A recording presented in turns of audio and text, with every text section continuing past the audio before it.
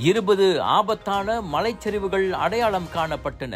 பராமரிப்பு வேலைகள் விரைவில் தொடக்கம். பமேலா கடத்தப்பட்ட நாளில் எந்த போலீஸ் நடவடிக்கையும் சோதனையும் இல்லை. டிக்டாக்கில் இன மத உணர்வுகளை புண்படுத்தும் காணொளி பதிவேற்றம். ஆடவருக்கு 10,000 ரிங்கிட் அபராதம். எரித்ராவக தாக்குதல் மீதான விசாரணை மூடப்பட்டது. ஃபைசால் ஹலீம் ஏமாற்றம். கோவிட்-19க்கு பயந்து குழந்தைகளை 3 ஆண்டுகள் தனிமைப்படுத்திய பெற்றோர் ஸ்பெயினில் கைது.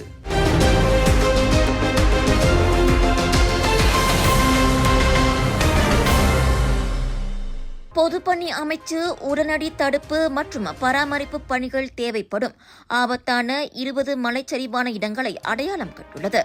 பொதுமக்களுக்கும் சொத்துகளுக்கும் சேதத்தை ஏற்படுத்தலாம் என்பதால் அவை பழுது பார்க்கப்பட வேண்டும். அதற்கு 36 மில்லியன் ரிங்கிட்டுக்கும் மேல் செலவாகலாம் என அமைச்சர் டத்தோஸ்ரீ அலெக்சாண்டர் நந்தாலிங்கி தெரிவித்துள்ளார். கிழக்கு மேற்கு நெடுஞ்சாலை நெடுகிலும் உட்பட நாடு முழுவதும் உள்ள மலைச்சரிவுகள் அதில் அடங்கும் என அவர் குறிப்பிட்டார். தற்போதைக்கு மிகவும் மோசமான நிலையில் உள்ள மலைச்சரிவுகளுக்கு முன்னுரிமை தரப்படுகின்றன. இவ்வாண்டு முடிவதற்குள் அவை பழுதுபார்ப்புக்கும் பராமரிப்புக்கும் விடப்படும் என அமைச்சர் குறிப்பிட்டார். நாடு முழுவதும் மலைச்சரிவான இடங்களை பழுது பார்க்க 2024 வரவு செலவு அறிக்கையில் 563 மில்லியன் ரிங்கிட் நிதியை ஒதுக்கிய பிரதமருக்கும் அவர் நன்றி தெரிவித்துக் கொண்டார்.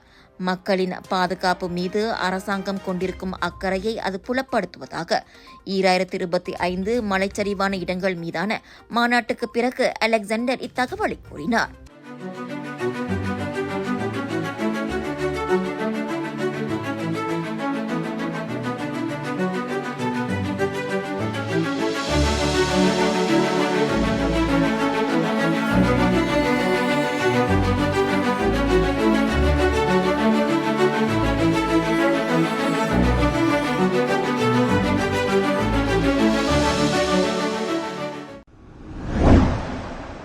கடந்த ஏப்ரல் 9 டத்தின் ஸ்ரீ பமிலா லிங்யூ கடத்தப்பட்ட நாளில் புத்ராஜயா பகுதியைச் சுற்றி எந்தவொரு காவல்துறையினரின் நடவடிக்கையோ சோதனையோ பதிவு செய்யப்படவில்லை என்பதை கோலாலம்பூர் போலீசார் உறுதிப்படுத்தியுள்ளனர்.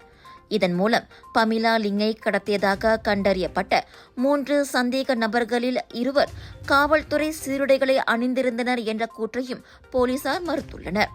மேலும் அந்த சந்தேக நபர்கள் காவல்துறையினரை போன்று வேடமிட்டு கடத்தலில் ஈடுபட்டிருக்கலாம் என்றும் அவர்கள் கூறியுள்ளனர். தொடர்ந்து 5 வெவ்வேறு வாகனங்களில் வந்த அனைத்து சந்தேக நபர்களும் புத்ராஜயை விட்டு 2 வெவ்வேறு பாதைகள் வழியாக தப்பிச் சென்றது விசாரணையில் தெரியவந்துள்ளது.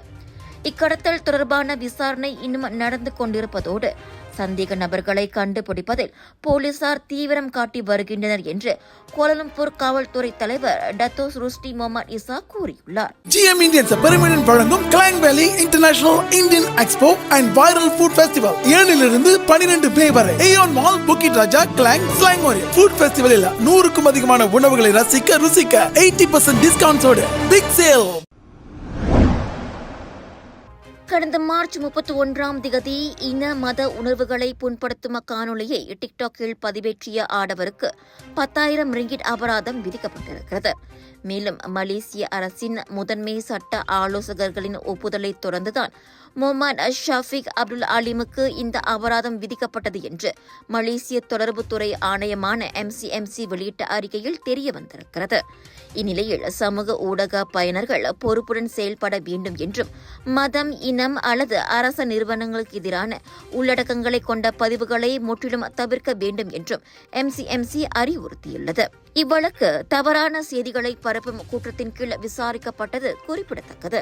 ஜோர் international Indian expo and viral food festival 24 May தொடக்கம் 2 ஜூன் வரை தாசிக் சென்ட்ரல் ஸ்கூடாய் ஜோர் பார்வில் ஹோல்சேல் விலையில் சாரிகள், Punjabi suit, lehenga, wedding collections, kids wear அனைத்தும் உண்டு. ஃபுட் ஃபெஸ்டிவலில் 100க்கும் அதிகமான உணவுகள், பானிபூரி, குனாஃபா, cheese nachos, Indian, western, Arabic என கலக்கலான உணவுகள். சாப்பிட ஒரு நாள் போதாது, திரண்டு வாருங்கள்.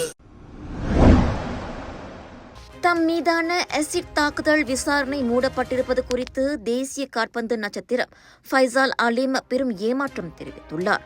கடந்த ஆண்டு மே 5ஆம் திகதி முகத்திலும் கைகளிலும் கடுமையான புண் காயங்களுக்கு இலக்காகும் அளவுக்கு தமக்கு நேர்ந்த அந்த கொடூரத்திற்கு ஃபைசால் நீதி கிடைக்கும் என எதிர்பார்த்திருந்தார். அதற்கு நாங்களும் போலீசுடன் அணுக்கமாக ஒத்துழைத்தோம். மக்களவை சபாநாயகர், உள்துறை அமைச்சர், சட்டத்துறை தலைவர் உள்ளிட்டவர்களை சந்தித்து அந்த விசாரணைக்கு முன்னுரிமை வழங்குமாறு வலியுறுத்தினோம். ஆனால் இப்படி திடீரென்று விசாரணை மூடப்பட்டிருப்பதால் ஃபைசாம் உள்ளபடியே மனமுடைந்து போயுள்ளார் என அவரின் வழக்கறிஞர்கள் இன்றைய செய்தியாளர் சந்திப்பில் கூறியுள்ளனர். ஃபைசால் அலீம் விசாரணையில் NFA அல்லது மேல் நடவடிக்கை இல்லை என சட்டத்துறை அலுவலகம் அதிகாரப்பூர்வமாக முடிவு செய்திருக்கும் கடிதம் கிடைத்திருப்பதையும் அவர்கள் உறுதிப்படுத்தினர். தீவிர முயற்சிகளுக்கு பிறகும் சந்தேக நபர் எவரையும் அடையாளம் காண்பதில் போலீஸ் தோல்வி கண்டதால் சட்டத்துறை அலுவலகம் அந்த முடிவுக்கு வந்ததாக அறியப்படுகிறது. அரிமாவ் மலாயா மற்றும் ஸ்லாங்கூர் அணியின் முன்னணி ஆட்டக்காரராக வலம் வந்த 26 வயதான ஃபைசால் அலீம் கில்லான் பள்ளத்தாக்கில் ஒரு பேரங்காடிக்கு வெளியே இந்த அசிட் தாக்குதலுக்கு ஆளானார். இது நாடு முழுவதும் பெரும் அதிர்வலைகளை ஏற்படுத்தியதோடு அதற்கு காரணமானவர்கள் நீதியின் முன் நிறுத்தப்பட வேண்டும் என்ற கோரிக்கைகளும் எழுந்தன. உங்கள் சிறந்த ஆரோக்கியத்திற்கு அளவான எண்ணெயுடன் சிறந்த முறையில் தயாரிக்கப்பட்ட சைவம் அசைவத்திற்கும் பொருந்தும் சூப்பர் ஊறுகாய், பச்சை கொடி சிவப்பு மீன் சின்னம் கொண்ட ஸ்ரீ மீனாட்சி ஊறுகாய். கடந்த 3 ஆண்டுகளாக கோவிட்-19 தொற்றுக்கு பயந்து தங்களுடைய 3 பிள்ளைகளையும் வீட்டில் தனி அறையில் அடைத்து வைத்த பெற்றோர் கைது செய்யப்பட்டுள்ளனர். 2021ஆம் ஆண்டு ஜெர்மனியிலிருந்து ஸ்பெயினுக்கு குடும்பத்துடன் குடிபெயர்ந்த இந்த தம்பதியின் குழந்தைகளை வெளியில் பார்த்ததே இல்லை என்கின்றார் புகார் கொடுத்த அண்டை வீட்டார் ஒருவர். மேலும் குழந்தைகள் அறையின் ஜன்னல் அவ்வப்போது திறந்து மூடப்படுவது இன்னும் சந்தேகத்தை அதிகப்படுத்தியதாக அவர் குறிப்பிட்டுள்ளார். இதனைத் தொடர்ந்து கொடுக்கப்பட்ட புகாரின் அடிப்படையில் போலீசார் அந்த பெற்றோரை விசாரிக்க வந்தபோது அடைக்கப்பட்டிருந்த 3 குழந்தைகளுமே மீட்கப்பட்டனர்.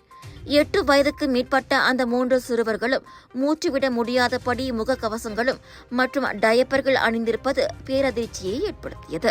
கைது செய்யப்பட்ட இந்த ஜோடிக்கு கோவிட் சிண்ட்ரம் இருப்பதும் குழந்தைகள் மலச்சிக்கல் மற்றும் இதர பிரச்சனைகளை எதிர்கொண்டிருப்பதும் மருத்துவர்கள் கண்டறிந்துள்ளனர். இதனிடையே அந்த தம்பதி 5 முதல் 7 ஆண்டுகள் வரை சிறை தண்டனையை எதிர்கொள்வதோடு புதிய குற்றச்சாட்டுகள் கொண்டுவரப்பட்டால் தண்டனை நீட்டிக்கப்படலாம் என்றும் அறியப்படுகின்றது. அன்னையர் தினத்தை ஒட்டி இந்தியா கேட்டின் சிறப்பு பக்கெட் பிரியாணி ப்ரோமோ. இலவச கேக்குடன் கூடுதலாக 10 விழுக்காடு பிரியாணி. அது மட்டுமா, குடும்பத்துடன் 10 பேர் உண்ணக்கூடிய அளவிலான புஃபே ஏற்பாடும் உண்டு. அதுவும் அதே பழைய விலையில். அருகிலுள்ள இந்தியா கேட்டை உடனே அழையுங்கள். இவ்வருட அன்னையர் தினத்தை இந்தியா கேட்டுடன் மகிழ்வோடு கொண்டாடுவோம்.